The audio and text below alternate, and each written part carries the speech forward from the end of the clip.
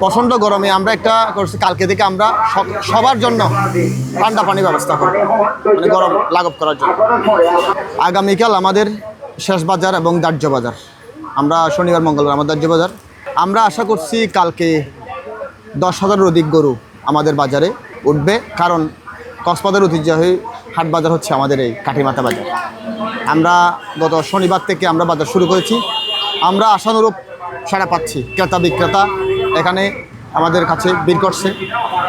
আর আমরা প্রচণ্ড গরমে আমরা একটা করছি, কালকে থেকে আমরা সবার জন্য ঠান্ডা পানি ব্যবস্থা করব, মানে গরম লাঘব করার জন্য। হ্যাঁ, আমাদের অফিসের পাশে ছাগলের বাজার আছে, আবার আমাদের মনির আহমদ দোকানের পাশে আমাদের বিরাট মহিষের বাজার আছে।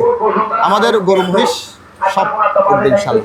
আমরা যেদিন দাহ্য বাজার এদিন আমরা সোনালী ব্যাংকে অভিহিত করি, সোনালী ব্যাংক কালকেও আসবে।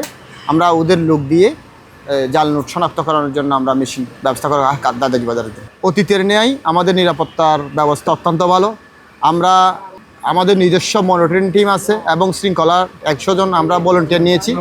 পাশাপাশি আমাদের রামুয়া থানার ভারপ্রাপ্ত কর্মকর্তা মনিরুল ইসলাম ভূঁইয়ার নেতৃত্বে ওনার অধীনস্থ আমাদের বিট অফিস যারা আছে তারা পালন করতেছে। পাশাপাশি হাইওয়ে থানা এবং আমাদের ইউনিয়ন পরিষদের চৌকিদারগণ আমাদেরকে সহযোগিতা করতেছে। হ্যাঁ, আমরা আগামীকাল আমাদের দাহ্য দিন শেষ বাজার হলেও আমরা কুরবানির দিন সকাল 8টা পর্যন্ত আমাদের বাজার চলমান থাকবে।